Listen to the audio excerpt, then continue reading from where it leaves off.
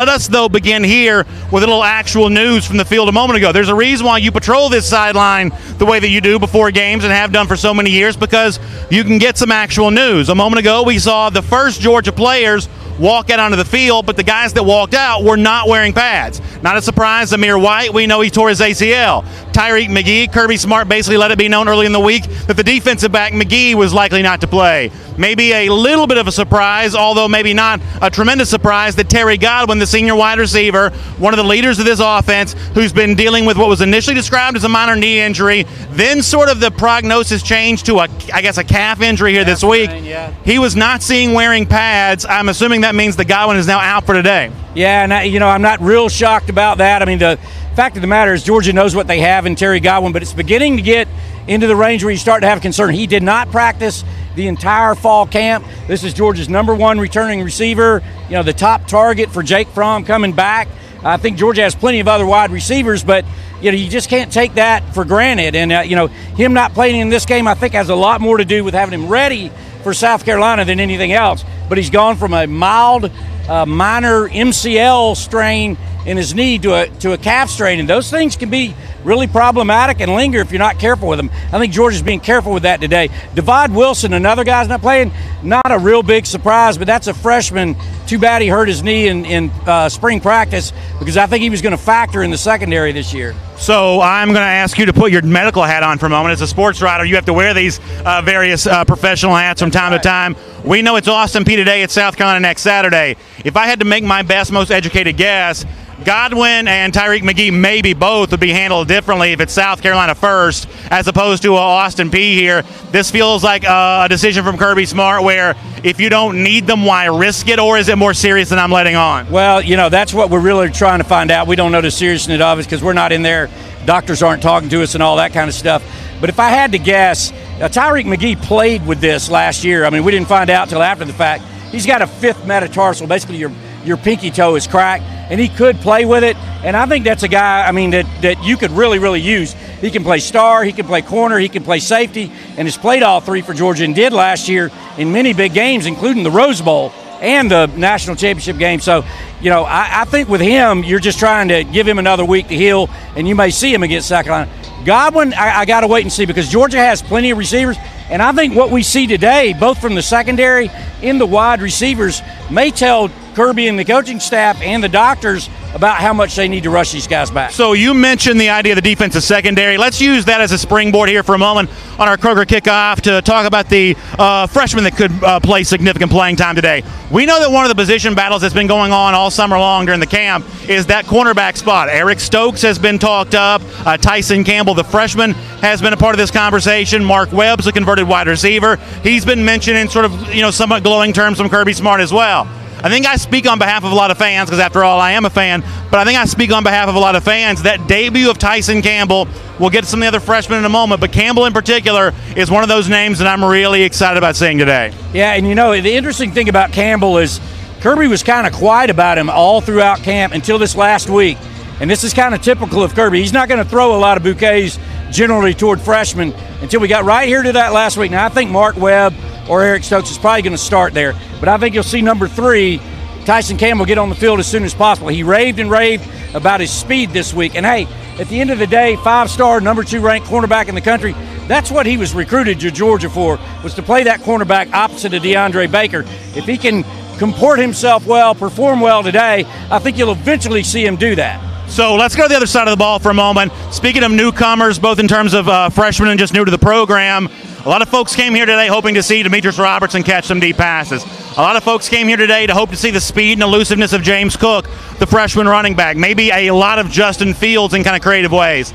But with a big SEC game looming next Saturday, one of the things we've talked about this week a lot on Dog Nation Daily, maybe there's a motivation from Kirby Smart not to play with all the toys in the toy box right now, to not show as much of that, because you don't want your good friend, at least in Kirby's case, his good friend Will Muschamp, to have more to think about there. For the fans who are open to see a big dazzling performance from some of these new playmakers, Are they going to have to wait a Saturday on that? You know, Mike Griffith and I were sort of joking about this. So what if they take the ploy? They just don't play James Cook at all today. They just keep him in the box completely and then whip him out against South Carolina next week. You know, the way it is now, they read everything. I'm sure everybody's heard all the fuss about James Cook. So I think you'll see a lot of those guys. But, you know, anybody that's going to figure in Georgia's plans beyond, you know, this first week, I mean, into the SEC schedule, I don't think you'll see Georgia overuse them today. That may include Jake Fromm. That may even include Justin Fields. They may get these guys to the sideline just as quick as they can. That's why I've heard some people talk about, you know, 63-0 scores and things like that.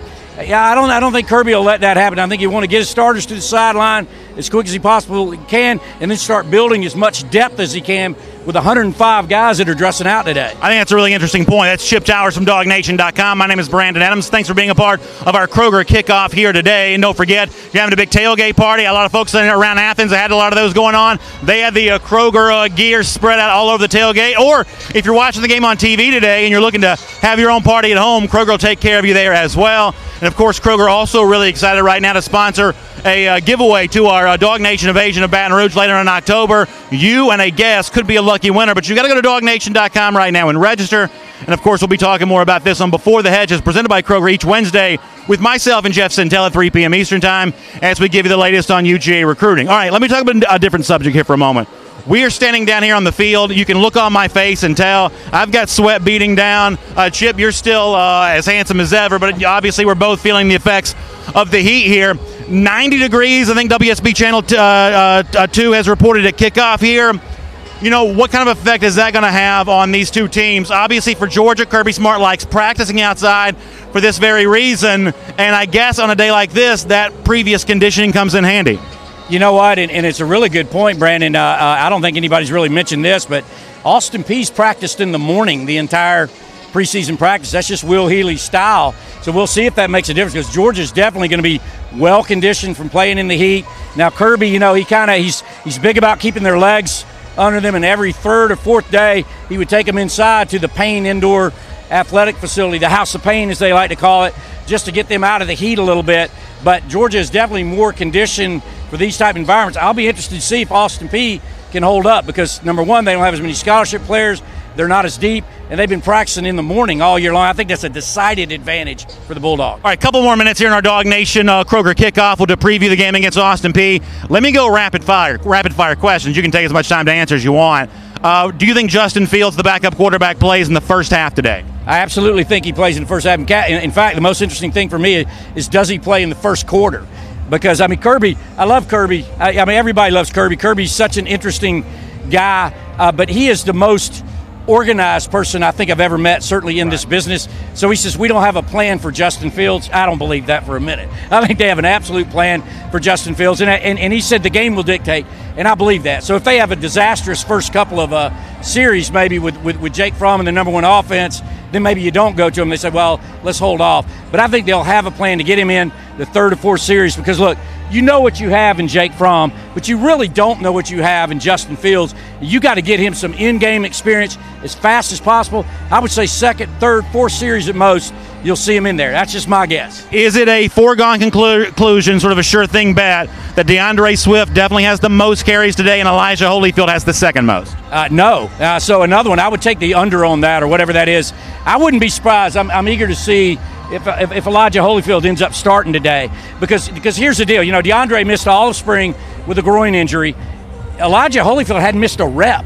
And, I mean, he's taken some tough reps both in spring and preseason practice. And I think you may see Georgia reward him for that by giving him his first start. Now, at the end of the day, I think DeAndre Swift is your primary tailback, your primary running back. But him and Elijah Holyfield are both going to play a lot today, and I think you'll see Brian Harrion in there pretty quick, too. Let's finish up with this. Roquan Smith was the 2017 Butkus Award winner. It really feels weird to kind of look behind us on this field and not see Roquan wearing that number 3 running around because it seems like we saw him do that for such a long time. So in his place, I won't just ask you about Roquan in particular, but the interior linebackers overall here. I mean, it seems like we're looking at a quartet that includes Natrez Patrick, Jawan Taylor, who, by the way, is a captain for today. Yeah. Maybe that's some sort of clue towards something. Monty Rice, who I know you had a chance to ask Kirby Smart this week. Tate Crowder, one of the heroes near halftime of the Rose Bowl, who scooped up the squib kick from Oklahoma. Between that foursome there, how do you think that playing time at inside linebacker in place of Roquan Smith works out today? Well, I think you touched on one important fact. I mean, that was very telling to me that they named Juwan Taylor a captain. You know, he's a senior. He's played a lot there. That tells me he's going to start. You usually don't send a captain out there unless he's going to start the game. And what's been interesting is they've been going with Natrez Patrick and Tay Crowder with one set, and then Monty Rice and Juwan Taylor in another set. But, you know, you also can see how that might be a jumbo package versus a small package. So who's going to start alongside them? I don't know. But those four guys are all going to play and rotate a lot. The ones that we really don't know that much about are the freshmen Quay Walker and Channing Tindall. And generally the indication you get both from Kirby Smart and me from just past experience, that's a tough position to make the jump from high school to college, playing inside, so many calls to make. I think we'll see them play today against Austin Peay, especially considering the redshirt rule that you have as it is now. But I don't think those guys are going to figure in the rotation going forward. The four guys you mentioned, all of them are going to play all year. Here's a sneaking suspicion I have, though, Chip. When we do the Kroger Kickoff before the Auburn game in November, it'll be a lot cooler then than it is now. My guess is we're talking a lot more about either Tindall, Walker, or maybe both. Yeah, I really like both of those guys, and they represent sort of a different breed of bulldog, if you will. I mean, they're both big. Channing Tindall's really, really fast. He's a guy who, you know, was a sprint guy in high school until his coach made him stop sprinting for fear of hamstring injury.